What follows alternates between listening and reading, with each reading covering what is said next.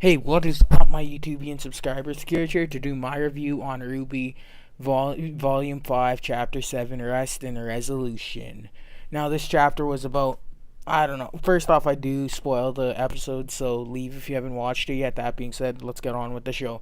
This chapter was about, I don't know, about 75%, 25% fluff and filler, with like 75 being fluff and filler and the rest being exposition that was kind of needed. That being said, it was an okay chapter. Like I said, fluff and filler. Sometimes you need that to create. Sometimes you need lulls. You can't have every chapter like a. I said last chapter was needed. They needed to do a lot of exposition. This chapter wasn't needed. We got Team Juniper and we got Team RWBY back together. Well, minus Blake and Pyrrha for obvious reasons. Pyrrha because she's dead, and Blake because she's out in Menagerie. That being said, it's just they basically it opens up where the last chapter left off. Team RWBY and Team Juniper are having their supper. They're talking about their former their adventures while alone. Weiss brings up the lady at the Atlas show, who she almost ran down with the border bus. She can summon a motherfucking border bus all suddenly, but whatever. I've long since came over the fact that she Sasuke Uchiha. She's gonna pull shit out of she's gonna just pull shit out of her ass left and right with the summonings. So I'm fine with summoning a border bus. That being said, Yang brings up Yang. Actually, it's Jean. Jean brings up them losing the map, which was made fun of pretty much unanimously last season. That being said, we then at the end of this dinner scene. We get Oscar, and Crow come in. Basically, what happens is they're making a lot of noise. Crow's is like, how the heck can 6 kids make this much noise? Walks in with Oscar carrying the cane, and then Yang and Weiss realize that Raven was telling the truth. Now, this is my biggest issue with the chapter. Not that the exposition dump was good. It confirms one of the least well hidden theories of the entire series, which is that Ozpin was the old man from the story of the Four Maidens. It confirms that, and it confirms that he can transfer. Basically, he gives a part of himself, a part of his power to every time he gives someone a unique ability. For Raven and Crow, it's the ability to turn into a Raven and Crow, and a large chunk of that went to the maidens to give the maidens their powers. Essentially, is what Ozpin tells the group. Now Yang stands up, and it looks like she's gonna leave when she says, I'm gonna stay, but only because RWBY stays. She's a good judge of character and seems to always be on the right side, so I'm gonna stay. That being said, if we're gonna help you, no more half-truths. And all I have to say is, good. At least they're addressing this. That being said, we then cut away to Raven Bronwyn's tribe, and basically the people Yang beat up are watching the gate when Emerald, Mercury, Cinder walk up. And what bothers me is Watt walks up as well with the group, with the three team evil members, I guess, with Cinder, Emerald, and Mercury. Watt walks up with them, basically. And then the guys, one of them, Emerald, asks, is Raven Bronwyn home? And the guy who Yang beat up's like, I'm having a bad week and I'm gonna take it out on you.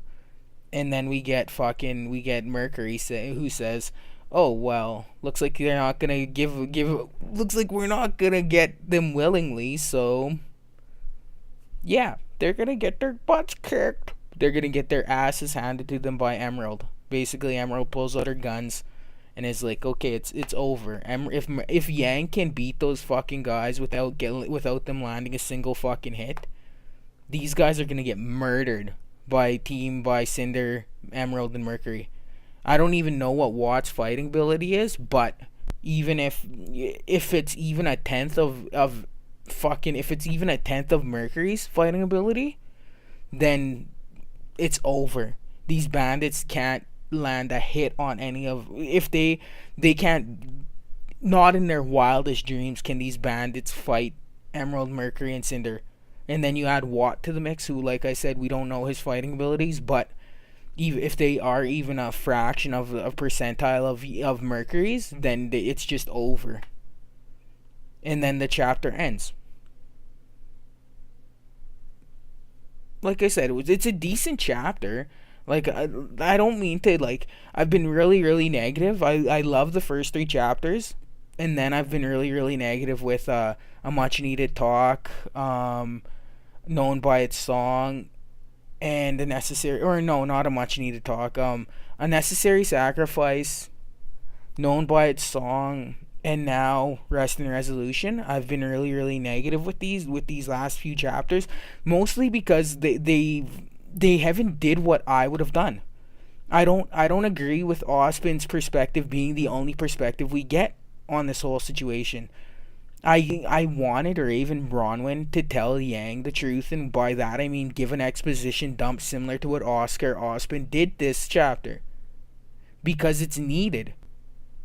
We need a third party's perspective. We need to know what other people, what the innocent people, the people who are caught in Ospin's crossfire and Salem's crossfire think of this whole situation. Basically, and Ospin implies just by giving her that power, he controls her. He owns Crow and Raven.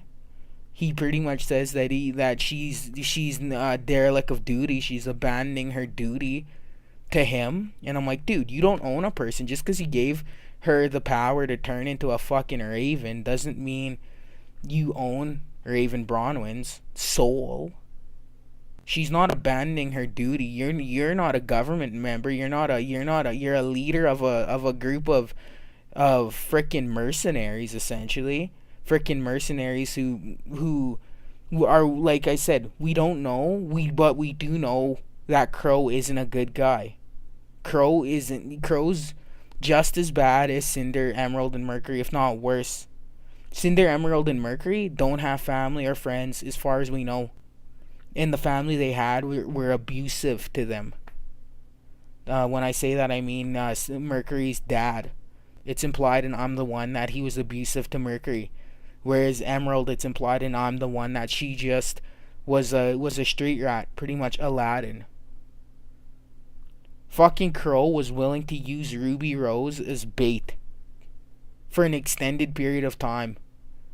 These aren't good people, and I'm sick and tired of only getting Ospin's perspective. I want to see Raven. I want to see Tai Yang's. I want to see anyone's perspective other than fucking Crow's, other than people like Crow and Ruby and Ospin. Why? Because Ruby's too naive to fully understand that these guys aren't good. I mean, the fact that she just brushed off when Crow said that he used her as bait, or when John challenged Crow for using her as bait, and he was like, nah, I wouldn't word it like that. It's like, no, that's what he did. No matter what people say to defend Crow Bronwyn, he used her as bait. And as for Ospin, we don't know what Ospin, we don't know Glinda, we know Ironwood's a fucking fooer. We know he's a fearer, man. He's a frickin', we know he's willing to be a frickin' right-wing frickin', what's it called now? Oh, not fanatic, fascist. Willing to lock down the fucking borders like he's Trump. Leo Lionheart's a traitor. Willing to sacrifice everyone to save his own skin. The only one we don't know from that inner circle that's a good person is Glinda. And even then, Glinda, we don't know. Glinda's willing to sacrifice the innocence of children to create warriors to fight the Grimm for them. And that's the best. That's Ospin's most morally just person. And that's because those people are given the choice for years before entering Beacon, before entering Atlas's military school, before entering Haven Academy and Shade Academy. They're given 4 years minimum to train to be hunters and huntresses and understand what they're getting into before entering one of the major academies. Like I'm just really irritated that what we should have got was Raven telling her daughter the truth to try to get her to not fight in this war that they're losing. And what we got was another Ospen exposition dump. These guys are biased towards one another, and it's irritating. Anyways, I know this is a really short review. It's not because I don't like the chapter, it's because the chapter was about 12 minutes long. So the fact that I'm at 10 minutes means that I try to break down the chapter as well as I can without really, I don't know. Either way, I'm sorry. I'm just irritated because I don't like Ospen. At this point, nothing Ospen has done has earned my respect. And it just keeps piling on and on and on. With everything we learn about Ospen, it just gets worse and worse and worse. From my perspective of Ospen. Summer Rose probably got killed because of Ospen. I mean, it's just... Anyway, I'm sorry. I'm signing off now before I go into full rant territory. I might do that eventually, but... Securage, signing off.